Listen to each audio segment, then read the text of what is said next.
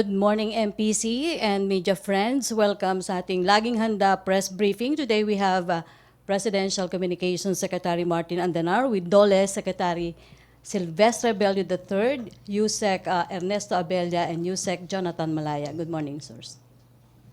Thank you, Rocky. Good morning, everyone, members of the Malacañang Press Corps. At sa lahat ng mga nanonood ngayon sa telebisyon at online, magandang umaga po. Our country yesterday witnessed the government's repatriation of 30 Filipinos from Wuhan City, the epicenter of the 2019 nCoV acute respiratory disease. The repatriates, together with the members of the repatriation team from the Department of Foreign Affairs and the Department of Health, arrived safely in Clark and are now staying in New Clark City, where they are staying for their 14-day quarantine period. The Presidential Communications Operations Office, or PCOO, the lead communications arm of the government, which has been at the forefront in delivering timely, accurate, and reliable information about the 2019 nCoV acute respiratory disease to the public, has been working around the clock, coordinating with the DFA, the DOH, and other agencies of the government to provide media support to yesterday's event. The documentation of the repatriation of Filipinos from Wuhan City is just one of the media activities done by PCOO. We have likewise produced infographic materials, statements, and quick news updates through our attached news agencies.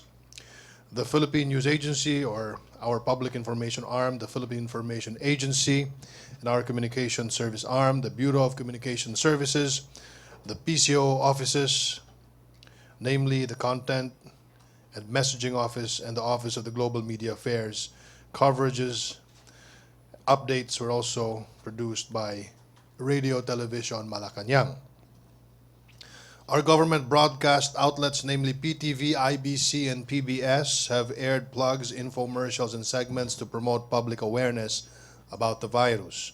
For this morning, the PCOO has organized a Laging Handa briefing to talk about what transpired yesterday, among others, with our distinguished guests, Undersecretary Bayugo from the Department of Health. He is on his way here. Secretary Bello on my right from the Department of Labor and Industry. Undersecretary, Department of Labor and Employment. Sorry. Undersecretary Abella from the Department of Foreign Affairs, and Undersecretary Malaya from the Department of Interior and Local Government. First, I will give the microphone to Secretary Bello, then to Undersecretary Malaya, and then Undersecretary Abella, afterwards to Undersecretary Bayugo of the Department of Health. Sir, the floor is yours. Thank you, Sec Martin. On my right, you Sec Jonathan, and of course on my left is my revered tutor, you Sec Abella. And my friends in media, good morning po sa inyo lahat. Sabi ni Laging Handa. Well, when we talk about repatriates, we would like to inform you that the Department of Labor is ready with its reintegration program. But this refers to yung mga OFWs, yung mga OFWs na i-repatriate natin from China, from Hong Kong, from Macau, and probably even from Japan. We have a package of repatriation program. Number one, of course, is immediate financial assistance. When they come here, no question asked. As long as you're an OFW, active member of OWA, we give you financial assistance. Then, aside from that, we also have yung livelihood assistance. And then, I'm sure most of them may also consider another employment opportunity. So we have also a alternative employment abroad na naman yan. That's why we have been busy establishing labor relations with countries such as Canada, Russia, Czechoslovakia, Croatia, And then even China. Even China. In fact, I'm meeting with some of the officials of China anytime this week regarding the possibility of establishing labor relation on unskilled, yung tinatawag nating household service workers. So yun po, meron din kaming tinatawag na livelihood assistance if they want to go to business rather than get another employment, we can provide them. Ang minimum assistance namin dyan ay 20,000. Walang ano yan, hindi yan pautang, bigay yan, assistance yan. But they can go as high as 1 million depending on anong business na papasukan nila. Pero ito naman, interest-free. And then finally, this is a long-term assistance sa ating mga OFW. This is the so-called scholarship program for the children of our OFWs. Basta gusto mag-aral ng ating mga OFWs, we will provide them free education. Yun po ang aming programa. We are prepared. Sabi nga ni Sec Martin, laging handa tayo magbigay ng ganyang mga tulong sa ating mga kababayan. Thank you po. Thank you, Sec Martin. Good morning to members of the Malacañang Press Club. The DILG welcomes the decision of the local government of Capas Tarlac because they place the national interest above and beyond the objections of some of their constituents. We thank them for withdrawing their objections to the use of the Athletes Village in New Clark City in Capas Tarlac as a quarantine site for repatriated Filipinos from China.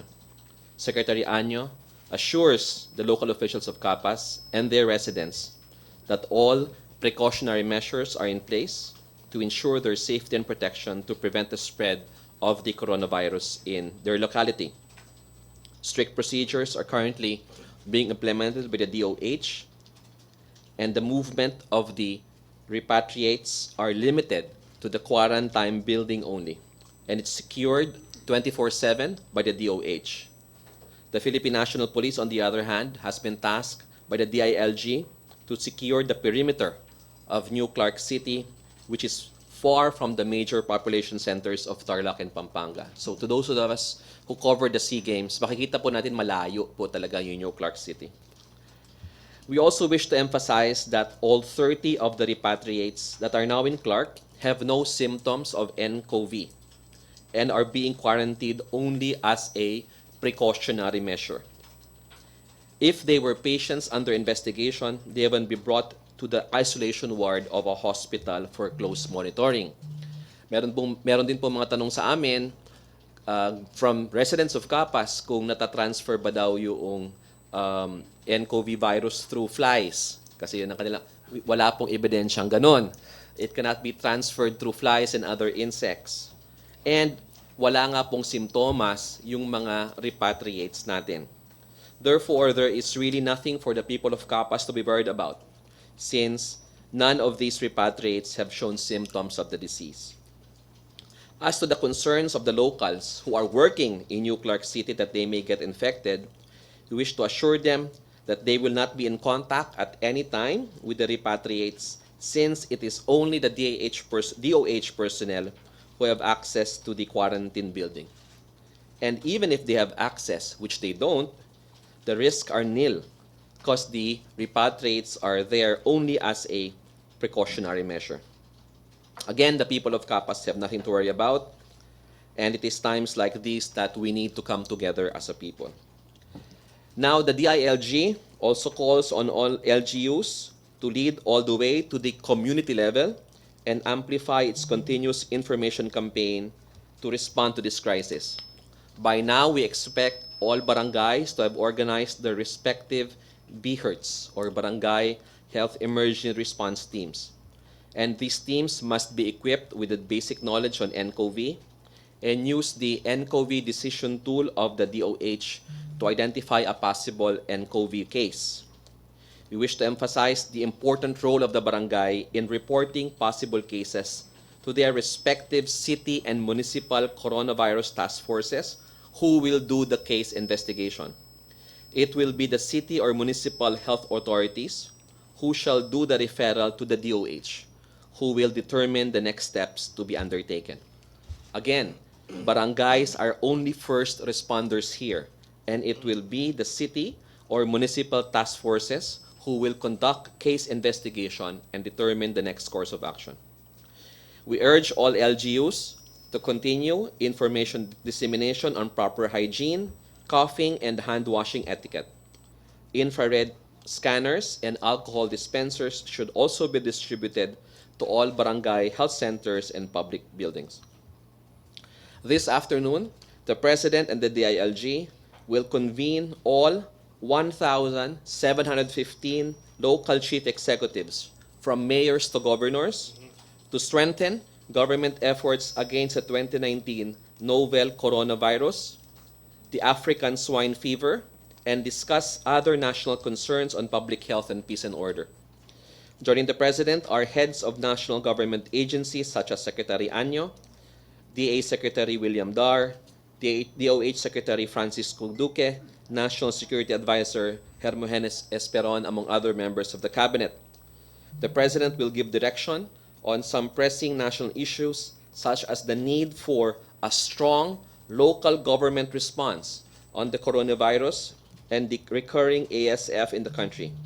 We will hear all the answers directly from the President and the heads of national government agencies. Other than the coronavirus, the said meeting of the President with all mayors and governors in the country will also focus on the African swine fever and the implementation of EO70 on ending the local communist armed conflict. The President's directive for an LCE convention serves to synergize all efforts of the government in responding to the most urgent predicaments on public health and peace and order, to ensure that every LGU in the country is in the loop with the latest steps undertaken by the national government. Thank you, Secretary Martin. Right. Before we give you a PowerPoint presentation regarding the recap of the past 2 days on the repatriation operation from Wuhan City, we'd just like to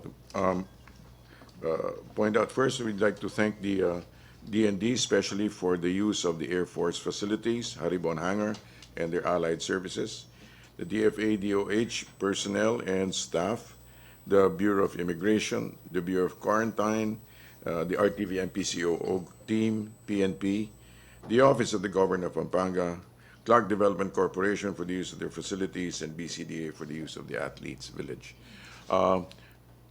We'd just like to show you a short video, a short PowerPoint presentation. Okay. DFA brings home 30 Filipinos from Wuhan. This is on 27 January. The DFA met with DOH officials to discuss properly how to respond to the emergency. Next. On the 28th, DFA announced that it was ready to repatriate Filipinos in Wuhan City, from Wuhan City and the rest of Hubei province. 28th to the 4th February, various planning and coordination activities in the Embassy and Consulates General. And these are some of those who left. We have a 5-member DFA repatriation team composed of 2 from the Philippine Consulate General of Shanghai. We have Mark Anthony Giguera and Sani Darren Beharin, and 3 from the DF Office of the Undersecretary for Migrant Workers. We have Ruel Casaclang, Richard De Los Santos, Abdul Rahman Pakasum, and another team from the DOH. So the on-site repatriation team of the DFA handed out, okay, can we back off just? Anyway, so it left without a hitch, and it left without a hitch at about past 10 o'clock in the evening on Saturday night, and was able to return, in fact landed in Clark at about 7 a.m., containing bringing the total of 30 Filipinos, 29 adults, and 1 infant, repatriated from Wuhan City, Hubei, to a chartered flight.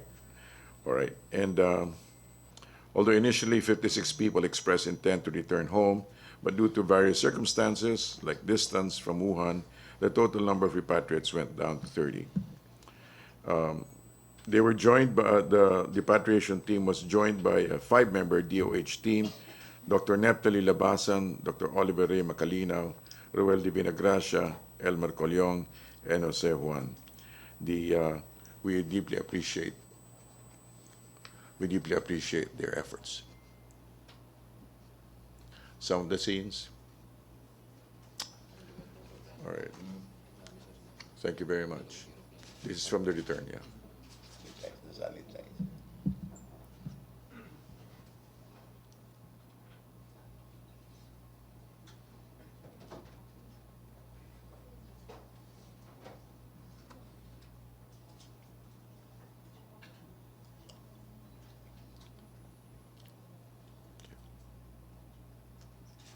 Thank you.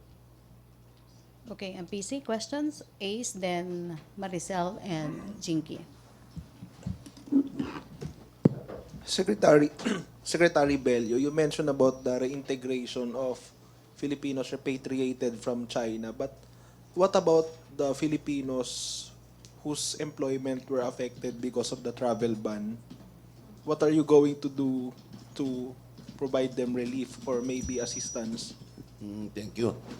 Actually, there is no basis yet to say that the employment of these returning OFWs has been affected because we got verified information from our labor attaché in Hong Kong that the employers of our overseas workers there granted extension of vacation of our OFW. So, as to a possible unemployment, wala po tayo dyan. But having said that, we immediately gave financial assistance of 10,000 per overseas worker. And as of Friday, last week, we already extended 35 million pesos to 3,500 OFWs. But that is also growing every day. That's why, if you will recall, Secretary Martin, I advocated during our last cabinet meeting that the travel ban should be lifted. But in deference to Secretary Pinco, he's more concerned about the health of our overseas workers. The decision was to proceed with the travel ban. So ang nag-extend po yung Hong Kong o Yung- buong China? At tuloy pa yung travel ban. But the Secretary Pinco, Secretary Duque said that they will have an observation period of 2 weeks. Sabi niya, kung lalala, then it stays. But if it improves, may sabihin hindi naman lumalala yung coronavirus problem, baka ma-recommend niya, baka ma-recommend niya ang lifting of the travel ban. Pag lumala po. Po. Okay. So you're saying wala pong maapektuhan kahit isang OFW na bound for China, Hong Kong, Macau because of the travel ban? I'm talking about Macau and Hong Kong because in Okay. China we don't have a polo office there. Okay. Pero paano po yung mga China? Yung mga China bound? Maybe that should be addressed to Yusek Abella of DFA. Silang may capability na mag-determine kung sino yung mga affected doon. So, Yusek. Yung tinatanong niyo kung paano yung Yung mga OFW po na may trabaho sa China na hindi po ngayon makaalis dahil sa travel ban. I think as far as I know that they're in touch with the consulates and the embassy and that sila ina-assist ng mga ano nila. Sila ina-assist ng mga staff natin doon to determine exactly kung anong nature ng assistance na dapat mabigay sa Are kanila. they talking to the employers? If and when necessary, that will be the case. Ilan po kaya yung... I cannot, hindi ko mapipredict yun. But whatever assistance we can extend, mabibigay sa kanila. Okay, salamat po. Maricel? Hi, sir. Good morning po. Secretary Bello, you mentioned earlier na probably there will be OFWs to be repatriated from Japan. Meron na po bang nag-express ng interest na OFWs na gusto na rin umuwi? Yeah. Regarding that concern, I would like to inform our media friends that in our 40 station all throughout, wala pa kami natanggap na request for repatriation. Wala pa po. Even in Hong Kong, where prevalent ng yung coronavirus, wala kahit isang OFW ang nagsasabi na gusto na umuwi. But why did you mention, sir, that probably also in Japan? Because there was a case of a crew member na kababayan natin na was contaminated with nCoV. Ito yung nandun sa Diamond Princess cruise ship. Nandun sila ngayon sa Yokohama kasi when they found out na may tinamaan doon ng coronavirus, they decided to dock in Yokohama. Now, out of the 3,000 passengers and 1,500 crew members, there are 538 Filipinos, out of which only one was contaminated with nCoV. So yun, sabi naman ng aming labor attaché doon, based in Tokyo, si labor attaché Ross Escalada, road to recovery na yung ating kababayan doon. Sir, I understand it was already answered over the weekend, but just to reiterate, will there be a second batch of OFWs to be repatriated from Wuhan? Kasi po, merong lumabas na article online this morning na meron daw expected na second batch ngayong Lunes. Totoo po ba yun? I'm not in a capacity to confirm or deny that. Si Yusek Abella siguro po. Yusek, sir. As of the present moment, we have not reached any walang dumating na mga ganung request, information. However, if and when the principle is we will repatriate any and all. But we just have to go to the proper protocols of whether, proper protocols of getting the right, being able to comply with the requirements of the host country. Pero we will extend any and all as far as possible. So it's not true na meron pong expected As na far as we second batch? know, All right, thank you, sir. Okay, Jinky, then Rosalie and Mela. Hi, sir. Sadia ILG po kay Yusek Malaya. Sir, sinabi niyo po kanina na cooperative naman now yung province of Tarlac na about sa repatriated na mga kababayan natin na nandoon sa New Clark City. Pero sir, if there's any, kung meron lang, sir, what possible sanctions kaya would the government give to local officials who refuse to abide by the upcoming mandated quarantine of repatriated Filipino in New Clark City, sir?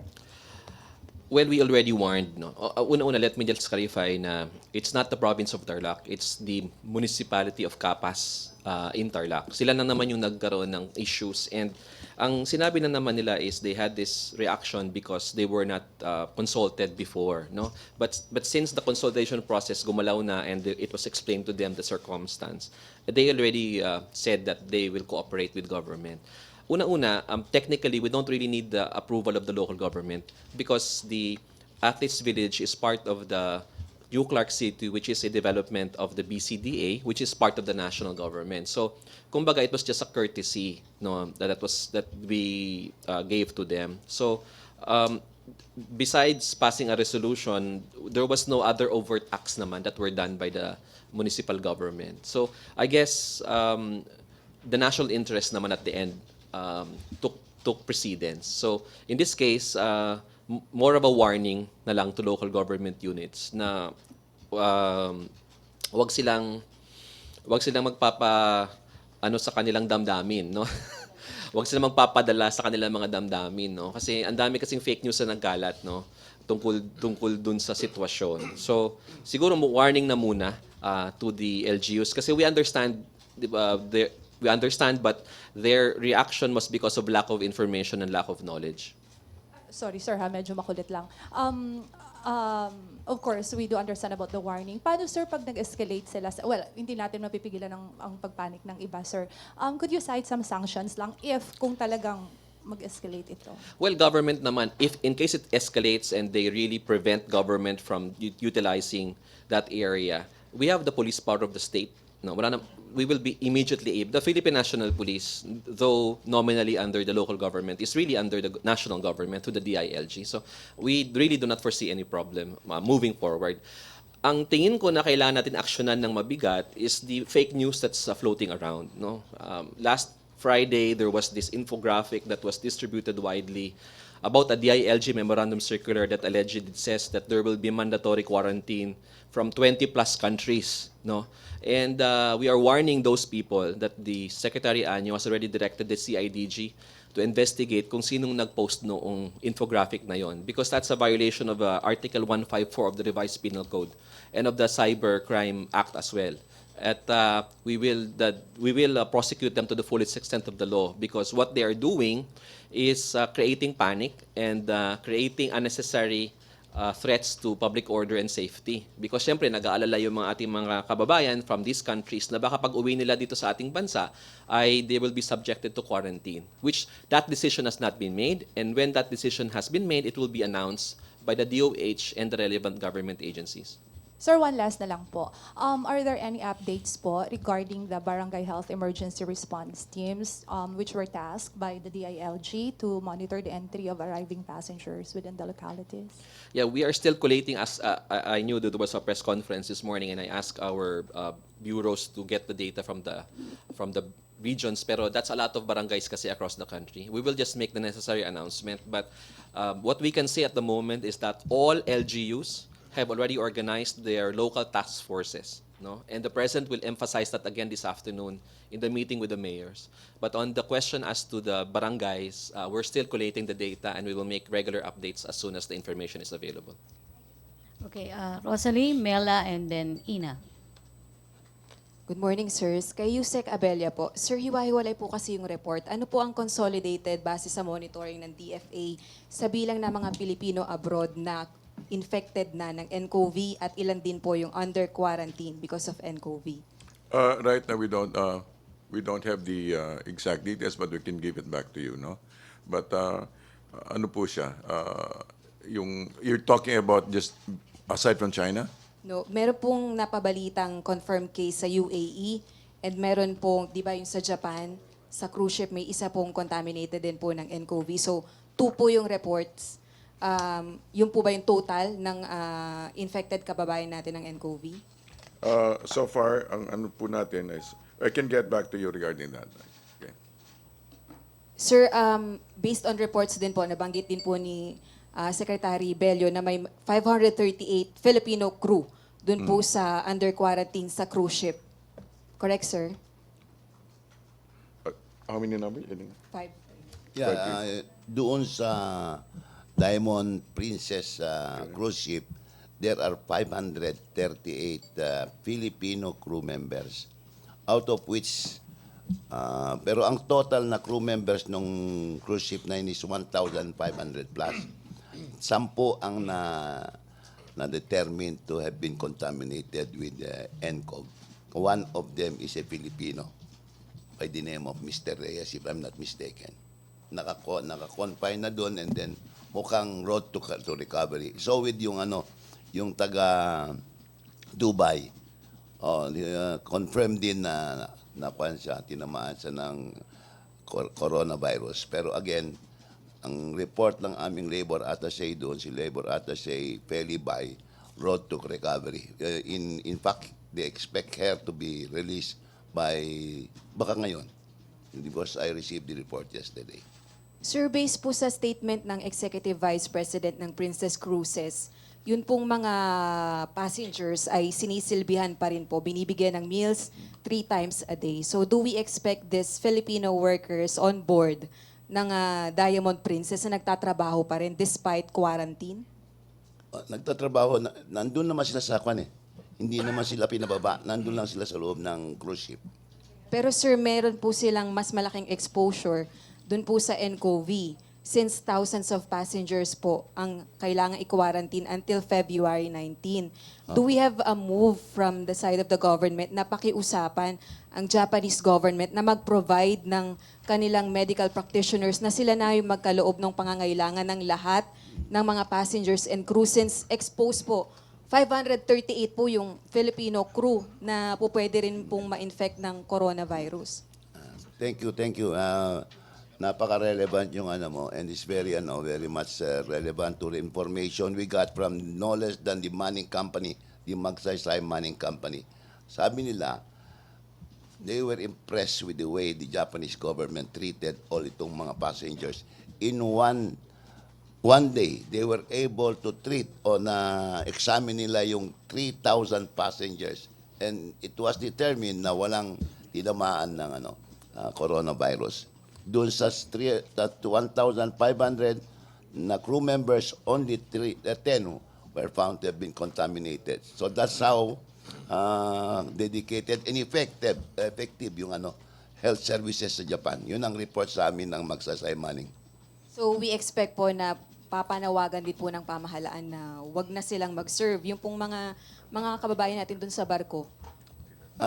Hindi naman sila makakaalis doon dahil under quarantine pa sila for 14 days. Ngayon, kung na-clear sila, then they can proceed with the work. Okay po. Okay. Undersecretary Bayugo is already here from the Department of Health, and I understand that the Undersecretary has a statement to read. Thank you, sir, and good morning po, sir. Magandang umaga po muli. Sorry po for being late. But the Secretary of Health, hindi po talaga siya makapunta, pinipilit po sana. But yung laryngitis niya is getting worse. Since Saturday pa ho yun. So I was asked, actually last night I was asked to join ngayon. I was asked to represent. At medyo naligaw po kami, sir. So pasensya po. But we have a PowerPoint presentation sana. It's being arranged now. But still, I'm going to read siguro a few lines while preparing for that. So again, meron po akong script.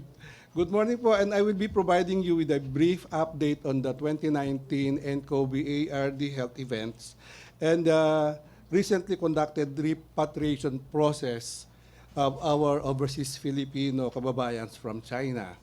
So first on the status of our PUIs and COVID cases, globally, we have, as of February 9, yesterday, there have been a total of 37,558 cases, of which 813 have died.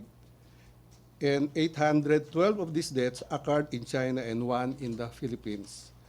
The case fatality rate is 2.16%. The map, it's not the map, but in the Philippines, we have 284 PUIs reported in the 14 regions as of February 9. And just note that the 284 is cumulative. Kasama po dito yung tatlong positive natin and the one who died.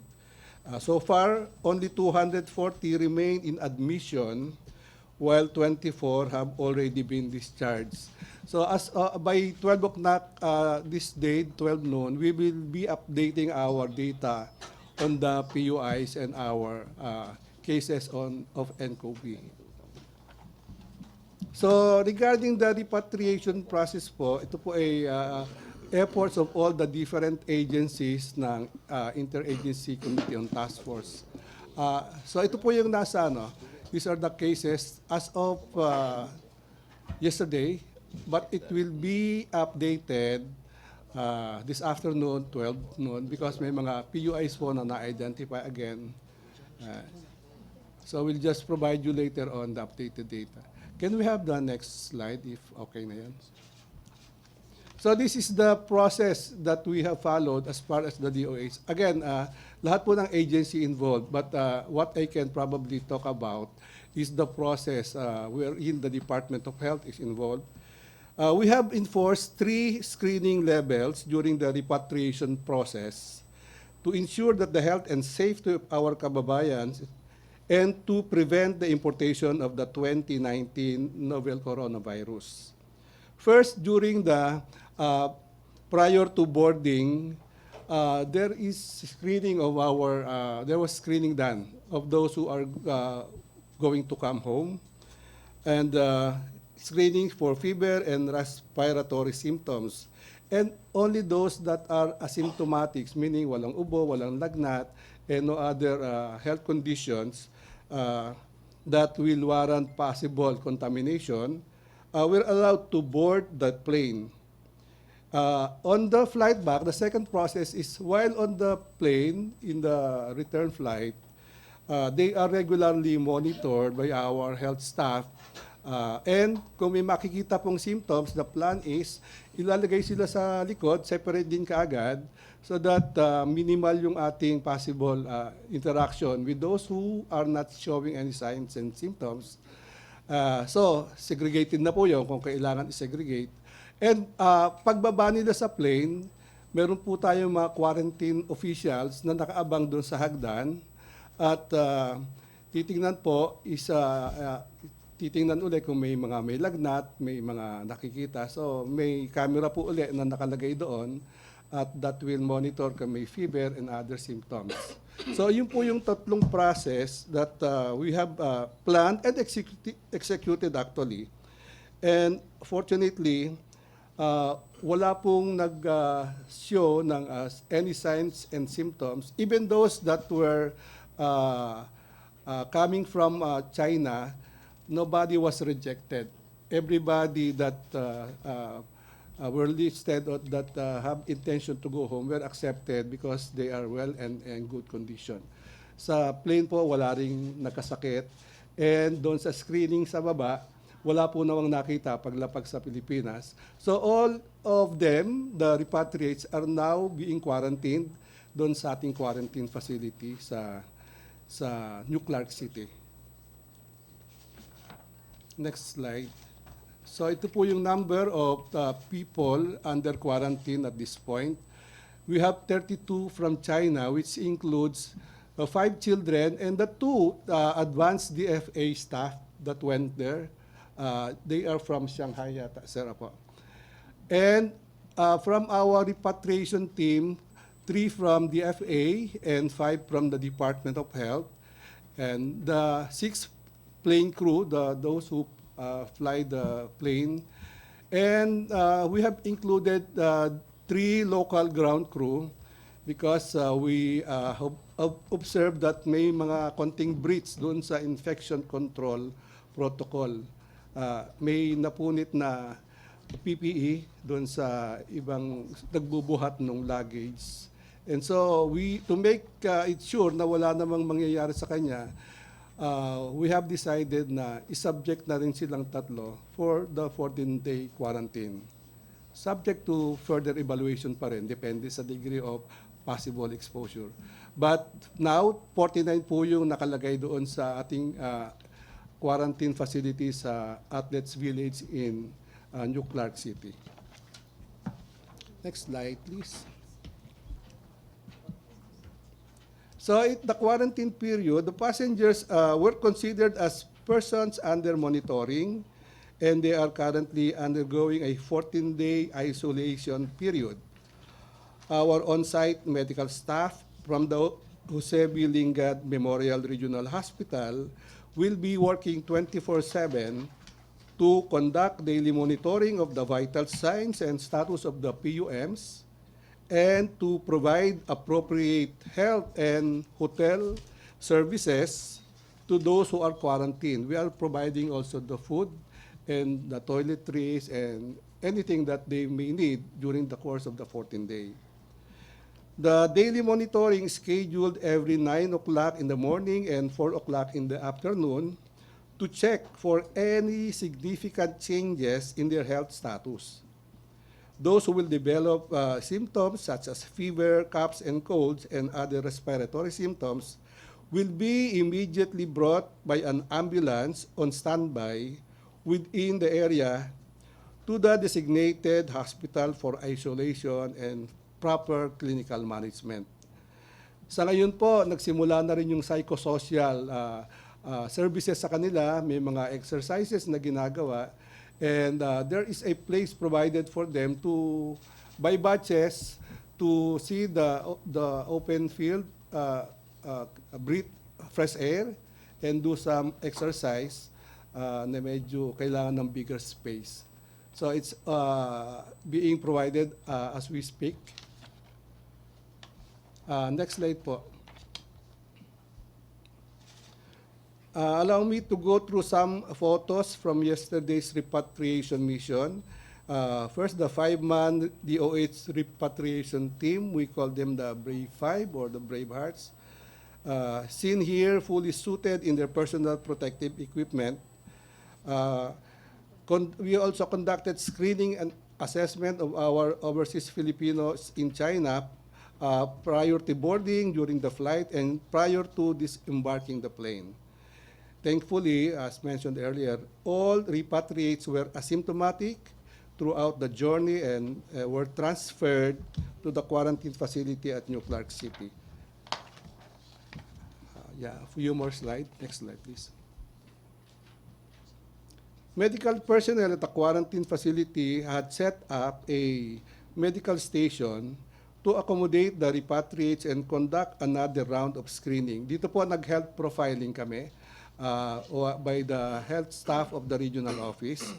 And these health workers also secure their own PPEs before conducting the baseline profiling of patients. So, to ensure that our health workers on the ground are protected, sila po naka-complete PPE din. So, the risk of importing or transferring it to them is very minimal. Next slide.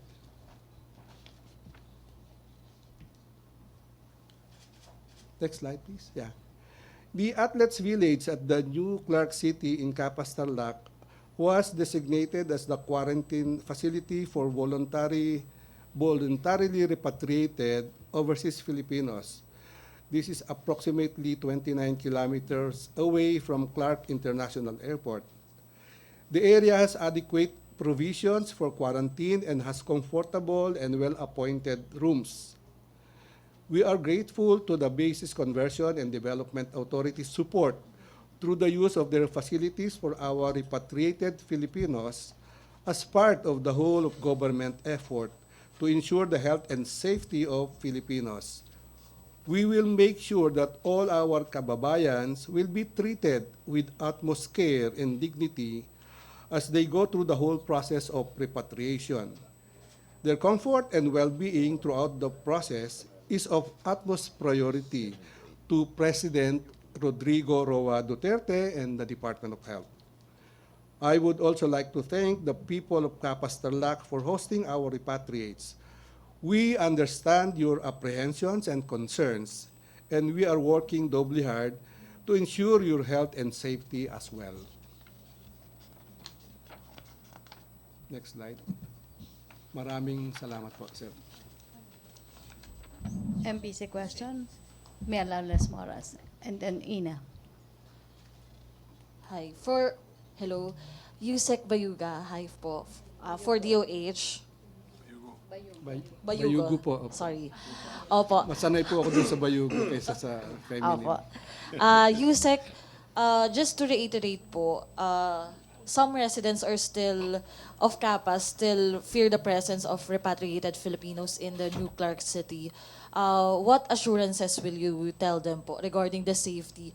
Mainly nga sa health, kasi kanina may sinabi na rin po mga assurances yung DILG. For the health side, at idagdag ko lang, Yusek, kasi may lumalabas din na report from Shanghai naman na may aerosol transmission na kinukumpirma. May update po ba kayo about it?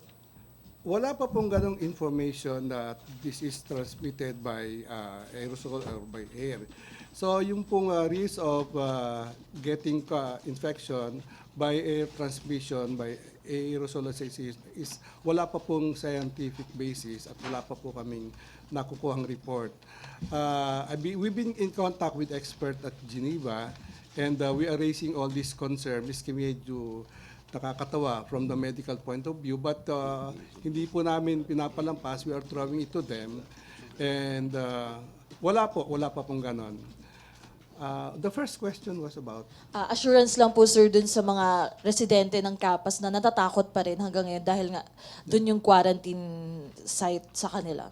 If there are some, parang konti na lang po, and we're happy to note that our kababayan from Capas are now understanding that we need to take care of these Filipinas. And saludo na po kami sa mga taga-Capas for parang nag-turn around rather than objection. Actually, they are supporting our repatriates. They are providing towels. Meron na rin po mga ganong effort from the population of Capas and Capas Tarlac. So maraming pong salamat. But certainly, we are not going to be complacent. We are still doing everything na yung containment, isolation of our people there is ensured. Kaya nga, pati yung mga nagbuhat, nabutas lang ng konti yung mga PPEs, tatlo yon. we have decided na i-isolate muna rather than roam around the facility and bumalik sa kanilang mga lugar somewhere nearby. So, be assured po, rest assured that we will take all the precautions so that the protection of these people around, the community around, considering they've been very cooperative now and very supportive, is one of our priorities also. Opo. Yusek, another question lang po. Any updates on the number of persons under investigation? And so far, what measures has the government taken regarding contact tracing po ng passengers who had interacted with those confirmed cases? I have somebody with me from the epidemiology, kaya lang naligaw din yata. Unfortunately, I don't have the information on that. The things I know is about the repatriation. So, pag dumating siya, I will ask the question. Thank you. Okay, thank you, Mela. Ay, ito pala. Yeah, si Dr. Teya. Hi, ma'am.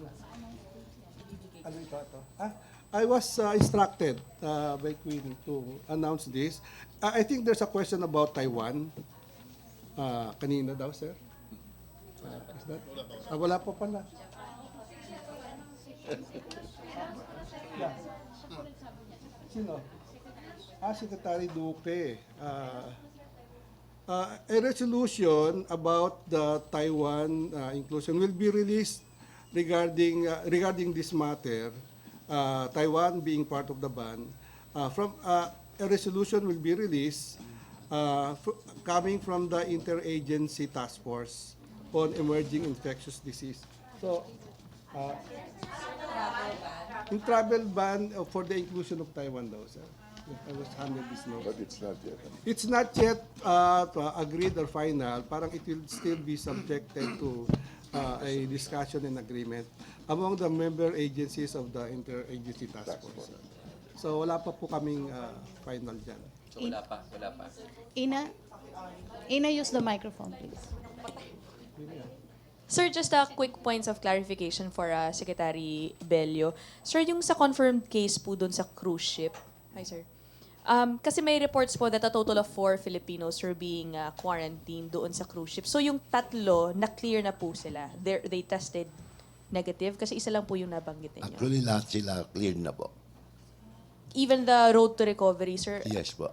Cleared na sila. Hindi naman sila makalabas dun dahil nandun talaga sila sa barko eh. Pero yung contamination nila nawala na. So, sorry sir, so all 4 of them, ano yung naging status nila? Pare-pareho ba? I'm not aware of 4. I'm only aware of 1. I don't know kung saan mo nakuha yun. But Yeah. another one is, but not a Filipino. Actually, 10 yan na-contaminate. 1 is a Filipino. Okay. Yung cleared po, so what will happen to him or her? Will he still stay aboard dun sa cruise ship to continue working? Or dahil po naging confirm siya at naka-recover, papauwiin po ba? Yung mga yung mga confirm na contaminate ng NCOV, dinala na sila sa hospital. Okay. And hindi na siya papabalikin ulit to work? Ay, hindi na siguro, hindi na. Okay. Tapos sir, yung nabanggit niyo pong possible reassessment of the travel ban, you said after 2 weeks, pag-aaralan kung pwede mong i-lift or dapat pong i-extend. Do you have an exact date on when that 2-week period will end? Well, our cabinet meeting was last Monday, and Secretary Duque asked for 2 weeks to observe ang situation. Then he will make his recommendation. Because when it comes to this NCOV matter, we defer to Secretary Pincoy. Copy, sir. So 2 Mondays after Yes. the last. That's on the 17th. Just to be, para we can keep track lang, sir, kung kailan namin naabangan yung Opo, assessment. 2 weeks pa yun. Thank you, sir. Sir, Okay. yung taga... Yes, ma'am, About please. PUI, sir. Doon ka sa...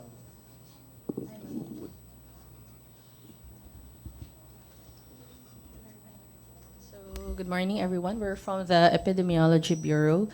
As our Undersecretary has reported, we have a total of 284 patients under investigation, of which 241 are still admitted and isolated. 25 has already been discharged, And we have, so most are still being isolated and being monitored po. Those that are isolated are, one, either waiting for them to complete the 14-day quarantine period. So for them to be discharged, they have to be asymptomatic for 48 hours. And we also have to wait for their laboratory test to come back negative for nCoV. That's why they're still admitted. Ayan, thank you, ma'am. Ma'am, pero bukod po sa kanila, may iba pa po ba tayong tinututukan pa na possible na madagdag pa sa kanila? Or ito, Yes. exact number na? Possibly, kasi naman every day there are people coming in outside. So even though we have travel bans, we have Filipinos and permanent residents coming in and are allowed to come in. That is why nadadagdag siya dun sa counts natin. There are also persons under monitoring. So they may be people coming outside of the Philippines, but they are asymptomatic. And they're actually required to undergo self-quarantine for the next 14 days. So if ever someone becomes symptomatic, they then become patients under investigation. Thank you, ma'am. Yes.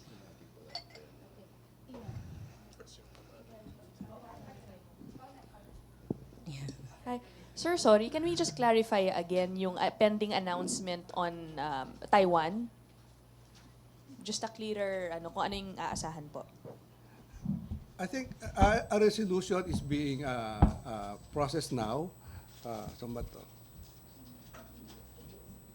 Meron po ditong part of text. Interagency Task Force on Emerging Infectious Disease will issue a resolution within today. Today. Yun po yung nakalagay dito. Per Secretary Duque. Resolution on... On whether to include or not to include, or the final decision about the issue on the Taiwan travel ban. Thank you, sir. Okay. Sandra, then Alvin, and then Evelyn. Microphone, please. Alvin. Yusek, clarify lang po namin yung yung increase dun sa number of PUIs, considering na meron na nga po tayong travel ban pero tumataas po siya. Saan niyo po i-attribute yung increase na yun? Ang ating instruction kasi is pag nag-develop ka ng signs and symptoms, then you have to report to the health authorities. Kung wala ka pang naramdaman, you subject yourself to a 14-day self-quarantine. So self-quarantine ito. But miski self-quarantine, we, as much as possible, we make sure that health workers in the local areas are monitoring them and in constant communication. We get this list from the contact tracing that we are doing. Kunwari nag-positive yung isa, anybody na nag-positive, we go back kung saan siya nagdaan, saan siyang party nag-attend, saan siya sumakay, sinong immigration officer ang nakausap niya. So all these possible contacts, we contact trace and tell them na since nakausap mo itong positive na ito, positive na ha, hindi lang inubo, positive na talaga as we have declared and identified, they are advised to undergo 14-day self-quarantine. And anytime umubo sila ng medyo mahirap na, nilagnat, then they are instructed to report to health authorities for inclusion in our PUIs na, patients under investigation. So they will be isolated in a hospital facility.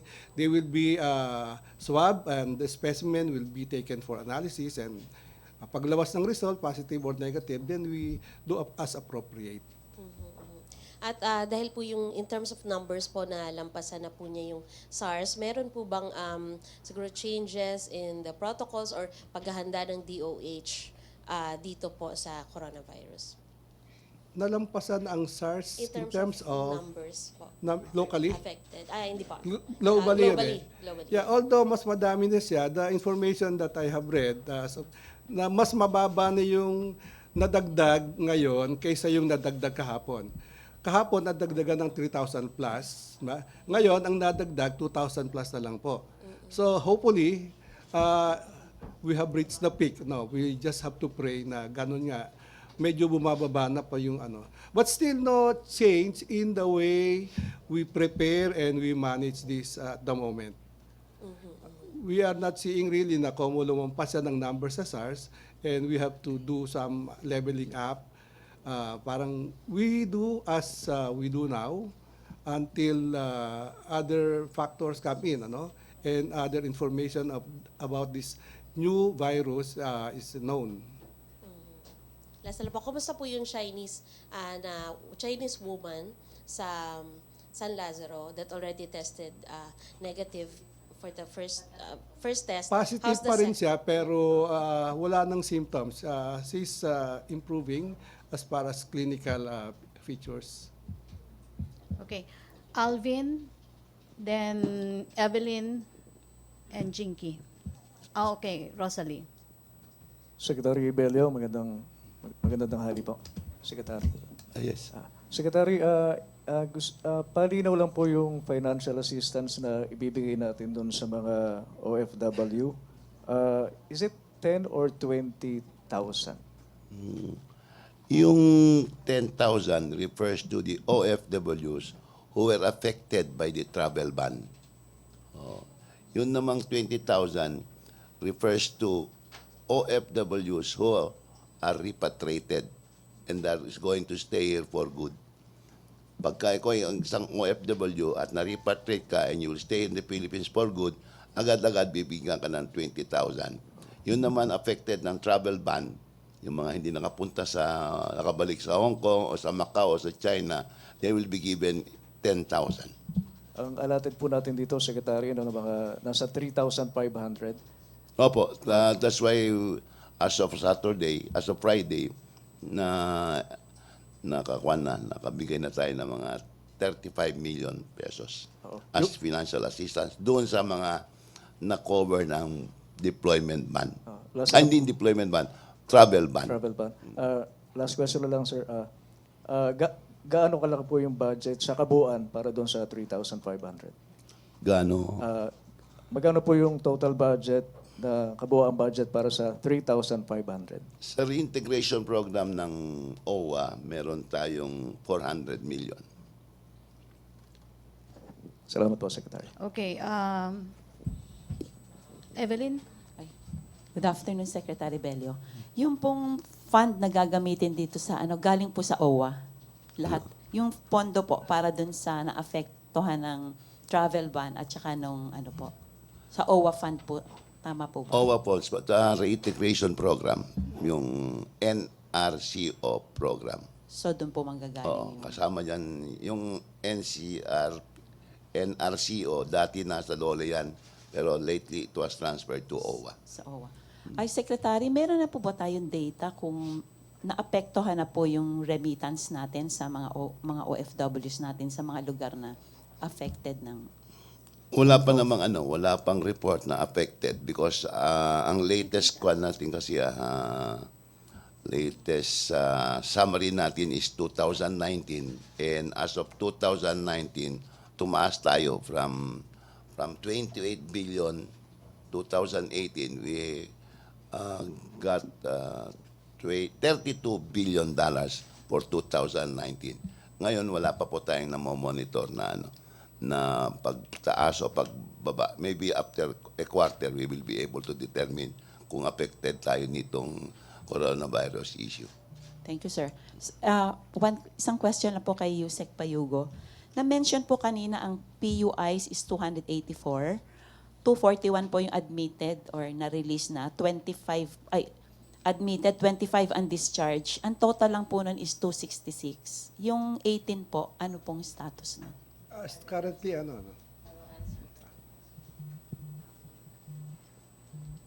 Some of these, as our Undersecretary mentioned, are those we have identified through contact tracing. Some of these we were only able to trace after the contact details have been provided to us. So even though during the 14-day, when we found them, the 14-day quarantine period has actually already been it's done. No? However, because they were symptomatic, we still included them as patients under investigation. So all the others who are not admitted are under strict home quarantine. We are reassessing them. So let me clarify. Most of them, their quarantine period is already finished. However, yes, we have already. Yes. Pardon. And we have 3 deaths, no? So kasama po dun sa, so all of our patients under investigation, we classify them whether they're still admitted, they have already been discharged. We have those that I'm mentioning as to be under strict home quarantine because we found them or they were reported to us after the quarantine period is ended. And we have 3 deaths. So of the 3 deaths, one of which is a confirmed case, the other 2 are just patients under investigation and were revealed to be negative for the nCoV. Ay, ma'am, follow up lang po. Yes. Yung 15 na under home quarantine, Yes. may paano po yung monitoring? Yes. So the monitoring, on top is our regional epidemiology and surveillance units. However, this is done in cooperation with our local government units po. So they call them up or visit them daily. It's a twice daily monitoring wherein they check for their temperature and we ask whether they develop any signs or symptoms. So ano po yun? Nag-ubo po ba kayo? Nagsipon? Nilagnat po ba kayo? Or meron po ba kayo mga respiratory na signs and symptoms? As Yusek mentioned, if kahit isa po doon, meron po siya, they are referred to our Regional Epidemiology and Surveillance Unit for proper transport and isolation procedures because all PUI should be in an isolation facility. It's in a health facility po. So, ang nagtatransport po doon ay ang ating local government unit in cooperation with our regional health offices po. Bali, ma'am, yung sa 15 po, kailan magtatapos yung quarantine? Actually, most of them po tapos na po. No? So, wala pong naging positive, wala pong any So far po. symptoms? Yun po yung, wala naman pong nag-positive po. Kung meron man pong naging symptomatic during the 14-day quarantine period, as of now po, asymptomatic na rin po kasi sila. Thank you, ma'am. Okay, last 2. Can we have our friend from? From Chinese newspaper, Guangming Daily. Good morning, sir. Is it true that I heard even the Chinese cargo ship will be banned in the future? And is it possible that the travel ban will be upgraded? Thank you. The question for? To whom can answer it? Thank you. Cargos.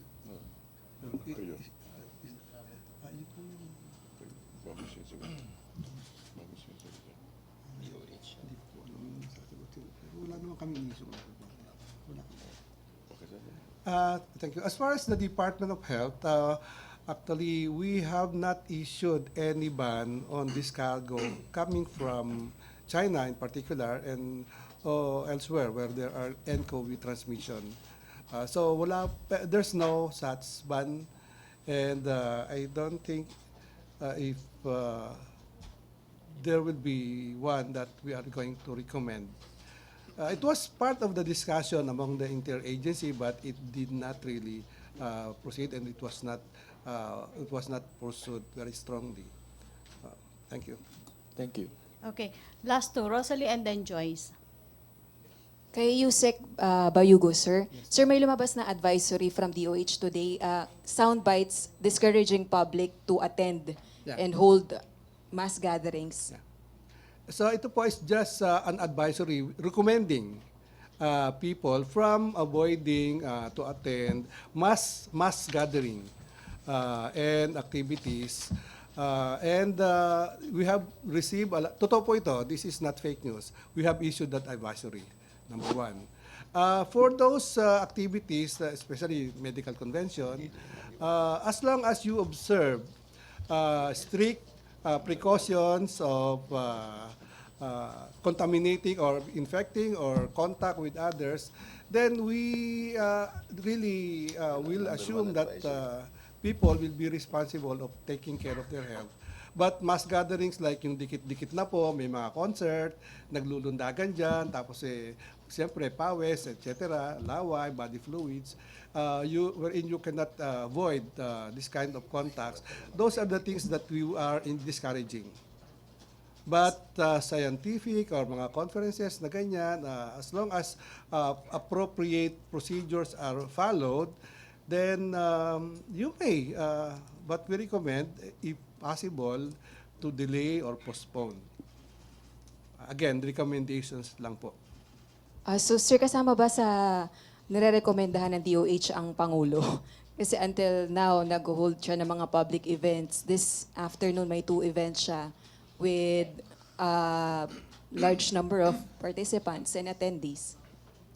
What precautionary measures po ang ipinatutupad ng Office of the President para po against NCOV?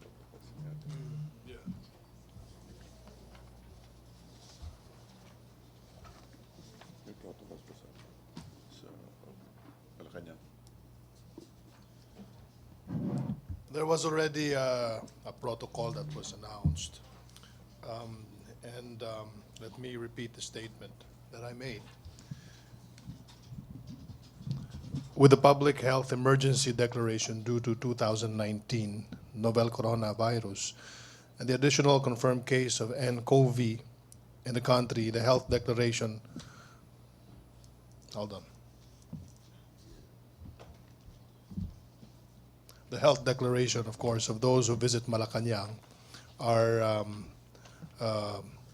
of importance to the Malacañang PSG, including those that are involved in the events in Malacañang. So whoever goes inside Malacañang, you already received the notice last week. Now, as far as the protocols there at the event of the DILG later on, it was the president himself who said that as a president, he cannot avoid shaking the hands of every person that he meets because he is the president. So, as the president said, kung panahon mo na, panahon mo na. Pero sir, do we expect the attendees to fill up also those health declaration form later? Well, it's not within the Malacañang grounds, so I suppose it's not part of it. How about sir yung hand sanitation? I think it is the response. I think it behooves upon the government officials or even us. It is our civic responsibility to maintain our hygiene. So we don't expect the PSG to check our temperature also when we enter the premises of the event. Sorry? So we don't expect the PSG to check our temperature upon entry dun po sa mga events ni Pangulo. It's not within the Malacañang ground, so I'm not sure if they will check the temperature of every mayor or LGU chief executive, but we will see. Thank you, sir. Okay, thank you. Sa kay DOH, tanong ni Hannah Sancho, kung may advisory daw po DOH, urging the public not to attend concerts, and then may cancellation, kung pwedeng urging mga may Valentine shows daw. Ika-cancel? As responded to earlier, but totoo pong meron kaming advisory, but it's recommending people, especially for mass gatherings na magkakadikit-dikit sila, to avoid that and postpone if possible.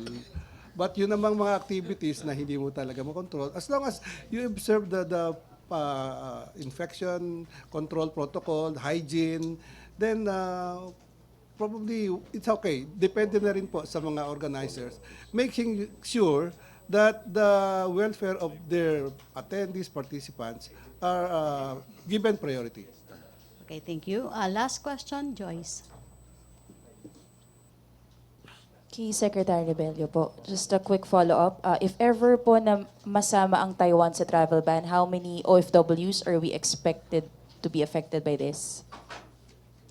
You mean how many OFWs do we have in Taiwan? And also, We have approximately 120,000.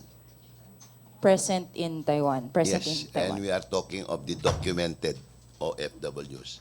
So you can expect that to maybe add another 20,000 of undocumented OFWs. How about OFWs in the country that will be affected? Syempre, pag may travel ban, they cannot be deployed to Taiwan. Do we have numbers po? You are talking of the OFWs who came home for vacation and are returning Yes, to sir. Hong Kong. Returning. So far, yung figure na sinabi ko as of Friday was 3,500. Pero it's growing. Every day it's growing. So it could 3,500. reach as high as maybe about 10 to 15,000. Sir, yung 3,500, Taiwan lang po yun? Hindi. O lahat na po yun? Lahat ng Hong Okay. Kong, Macau, China, That and includes everything po. Taiwan, okay. And then sir, if ever travel ban will include, yun nga po, Taiwan, same financial and livelihood assistance will be offered to affected OFWs? Yung mga those affected by the travel ban, Will be affected, if ever po. Travel ban will be also be imposed in yung mga Taiwan. affected by travel ban will be entitled to 10,000 nga financial assistance. Okay. And then, sir, just a quick follow-up. You also mentioned that you will be meeting with officials of China anytime this week to tackle possible labor relations, establishing labor relations on unskilled workers. So, on future deployment po ba ito? Unskilled workers? Yes, in fact, we already have labor relation with China with respect to teachers, English teachers. We are committed to bring or send 2,000 English teachers to China. That is covered by our memorandum of agreement which we signed during the visit of President Duterte. This despite the EDCOV cases, sir, in China? Noon pa naman yun eh. Noon pa naman yun. Oo. Ngayon, prospective pa lang naman yan eh. Hindi, kahit na merong labor agreement, kung sabi nga ng department, no, wag muna mag-deploy, then we will not deploy. But there will be already a diplomatic relation, labor relation established regarding other skilled workers. All right. Thank you, sir. Okay. Thank you, Joyce. Thank you, MPC. Thank you, Yusek Bayugo. Thank you, Yusek Abella. Thank you, Yusek Malaya. Dole Secretary Silvestre Bello III. Silvestre Bello III. Ebot na lang. And I am Presidential Communications Secretary Martin Andanar. Last words. Well, I just wanted to add regarding the question of the goods the goods that will be brought here from China, and it was discussed during the interagency briefing with the president. And the question was, can the coronavirus be passed on through inanimate objects? Meaning, if you hold the doorknob, or the person who is handling the cargo from China, and then it was actually announced by the WHO and even the Secretary Duque that there's a possibility that the virus can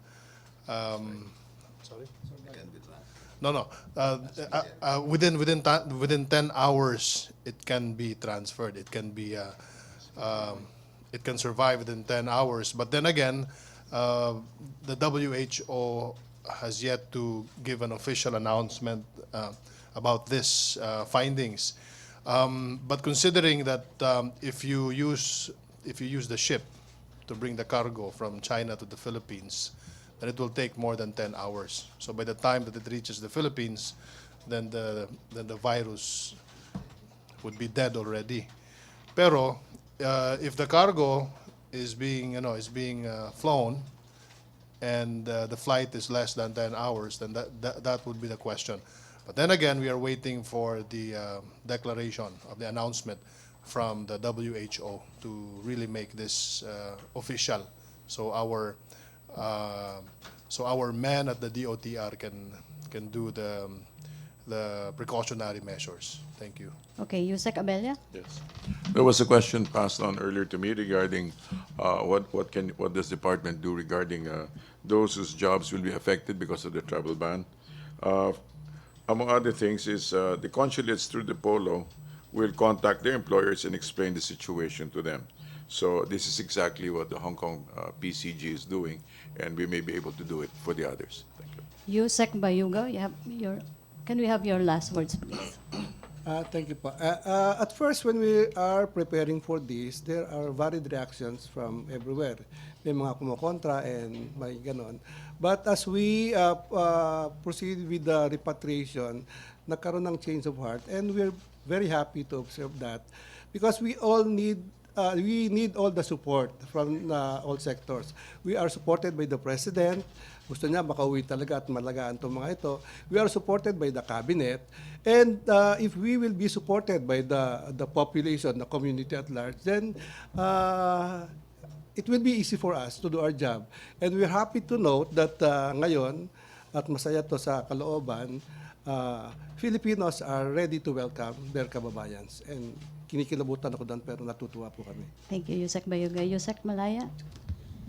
The DILG is here to support the DOH on whatever you need. As mentioned by the Undersecretary, many of the local government units are closely working with the Department of Health in implementing the quarantine procedures. The DOH can continue to expect that full support from the department. Secretary Bello. Thank you very much. I hope you disseminate the information about the benefits that we give to our OFWs, especially those covered by the travel ban. Temporary lang naman ito, pero we are prepared to give them the assistance. Now, with respect to yung mga returning OFWs, if they come back permanently, then we provide them yung sinabi kong reintegration program. Pero kung ano lang, magbabakasyon lang, wala po silang entitlement po. Thank you very much. Okay. Secretary One Martin. last announcement. This is also based on the directive of the President to further strengthen information dissemination on the 2019 NCOV. We will hold this Laging Handa press briefing twice a week. So one every Monday and another one on Friday. So please expect another one on Friday, same time. Thank you. Okay, thank you, Secretary Martin. Thank you, Secretary Bello, Yusek Malaya, Yusek Abella, and Yusek Bayugo. Thank you, MPC. Back to our main studio sa Radyo Pilipinas and People's Television Network.